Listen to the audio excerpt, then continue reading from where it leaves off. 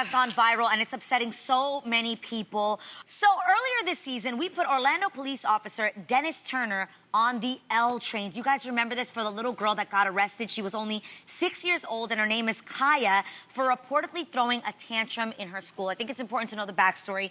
This child actually suffers from sleep apnea, so she obviously had not gotten any rest and went to school and had a tantrum. Someone, we don't know who that someone is. It has not come out. We tried to do the research. If you know who called the police, I mean, that's what we're trying to figure out. But a police officer absolutely came, Dennis Turner, and he arrested 6-year-old Kaya. Well, months after, you guys, the Orlando Sentinel obtained disturbing video that has now been released by the family's attorney of the arrest, which shows Kaya crying to the officers to let her go and pleading with them not to put her back in the back of the squad car.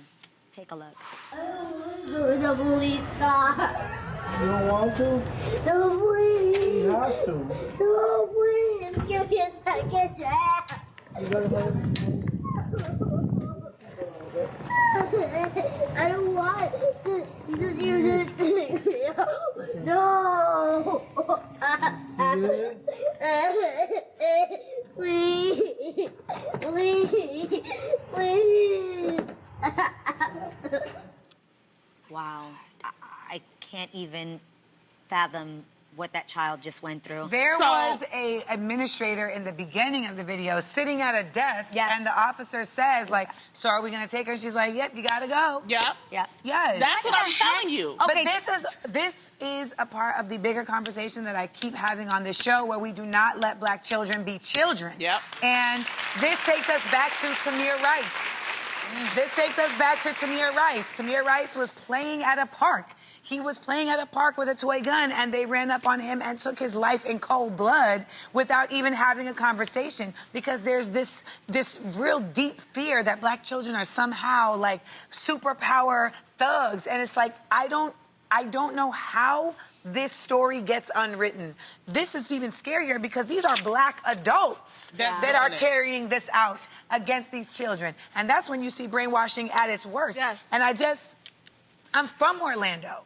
I see this story, and I just know I was very fortunate to be in different spaces, but so many other folks are not as lucky and not as fortunate. And it's like, how, if you can't go to school and be safe, where can you go? Exactly. Where can you go? Tisha, as a parent, I just want to ask you, what would you do if something like this happened to one of your children? Oh, I would. It's another side of Tisha. Like, You'd be It's arrested. a side. No, I would probably be arrested, because that's another side of me that nobody would get to see. When it comes to my children, I fight. Yes. I'm gonna fight for my kids. And so everybody would be held accountable. And it would be the school, the teacher, the person who called, the administrator, the principal, that would shut that school down. Comedian Pete Davidson, who's also ex-fiance to Ariana Grande, he was sitting down with Charlamagne the God, and he was talking about everything from SNL to his ex-relationship. And when asked about why he jokes about Ariana during his stand-up, Pete said that he feels like she got her fair share taking about him, and that stand-up is his outlet to express his feelings about it. He also doesn't have an Instagram, so he feels like this is his place to kind of let it go in the captions. So, ladies, Pete thinks that talking about his ex-relationship is fair game. What do you guys think? Is James in your stand-up? Hell yeah, James is in my stand-up. He's in her jokes here. Yeah. Okay, would you feel a way if you had dated a comedian, or if one of your ex-boyfriends suddenly decides he wants to pick up comedy and he spoke negatively about you? You know How what? would you feel about it? I have a problem with you speaking falsely. Yes. Like, if I did some negative things, I probably already apologized for it anyway. Exactly. But it's when you start lying to try and make yourself look good, yes, that's when we have a problem. That's the problem. Yes. That's the problem. Yes. That's why I really do think people reserve the right to tell their version of the story. No, for sure. I just think there's some, just for me, there's some personal things that I just, even if they were whack, it's over, so I wouldn't want to speak on those things because they were private. It's just material. Or intimate. But if there's personal things about them, like, You get what I I'm don't saying? think that's anyone's Or their business. family. But if Right. it was between us, do you understand what I'm saying? Like, their Yeah, family now the or family's off. their personal Would you history. insult them sexually? If they were insulting as sexual partners, yes. So Oscar-winning actress Reese Witherspoon loves learning new dance moves from her 16-year-old son, Deacon, on TikTok. And recently, Deacon decided to teach his mom how to dap somebody up on the app. As you can see, y'all know me too well. As you can see, they're doing the handshake. They're struggling to do the handshake. Fair.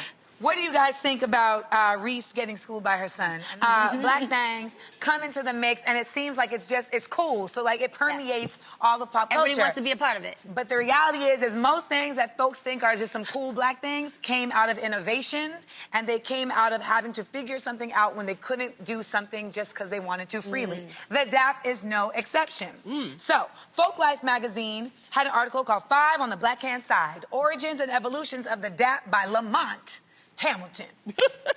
Now, the dap originated in the 60s among black soldiers in the Vietnam War. Wow. Yes, it did. The Black Power movement was growing. There was racial unrest in cities. Young African Americans were being sent into combat, and the dap was about unity and survival. There were cases of black soldiers reportedly being shot by white soldiers during combat. And so it was a physical act of solidarity, like, hey, bruh, I see you, you see me, watch my back out there. Right. It was used to convey their commitment to looking after one another. And it's an acronym for dignity and pride. So the dap was even banned in the military because folks thought it was a code for doing a black power sign. Wow. Later in the war, the military saw the utility of using the dap in medical treatment of black combatants with post-traumatic stress disorder and created a program of dap therapy. So, in present day, when we see folks dapping up, we have to remember That's that the history of yes, it. there's a tremendous diversity of daps, and it came out from movements of the military companies. So we see it as just like, hey, what's up, but there's always a deeper meaning. Okay, Tisha, this is a super exciting week for you because your son Zen just got into his top choice for college. Guys, I could talk about this for an hour. Oh, you got so emotional about it. Tell us what it was like for both of you. You know what? My son, and for those who don't know, he was diagnosed with autism when he was like about 23 months old. I'm trying to keep it together. So for me, the biggest thing for me was once I got the diagnosis, I wanted him to be as independent of me as possible. And I'm gonna just tell you this story recently because his little brother, my baby, my 10-year-old, walks up to him and goes, Zen, why did you choose to live with mom at 18? He was like, because she's preparing me for my life. She's preparing me for college. Now, this is a boy who couldn't talk, okay? He was this kid. And he said, she allows me to be more of a man at her house. And he said, sorry, guys. It's okay. He has said, you know, Zeke, here, we don't have maids. We don't have somebody cleaning up after us. And I can do all of this on my own. I do everything on my own. I open the car door for mommy. I take care of things around the house, and I take care of stuff. And he says, even though she has a rule, she has stuff outside of that, too. And then, you know, you want to be able to raise children, especially in the business that we're in, that's not entitled. Yeah. And you want to be able to know that it's a thankless job. Motherhood is a thankless job. It doesn't matter what job you have, right? And it's okay, because all you really want them to do is survive. That's and survive in a great way without you. Right. And for him to have talked about this school since he was 8 years old. And for him to want to be a zoologist when he grows up. Oh, my God. What school is it? I can't say, because I want to respect his privacy. Okay. Okay. All right. But Take a breath. You okay? You did a wonderful job. We're so proud of you. This is so proud of you. Feel the passion. But he said, you know, I'm doing this on my own. He didn't wait for me. He didn't wait for his dad. He just did it. And people were saying he wasn't going to get into this school. And he's a straight A student. He's always on the Dean's list. Wow. Oh my gosh. That's great. Tish. He's very smart, but he's really a nice person. Yeah, Like, yeah. both my kids are really nice people. Yeah.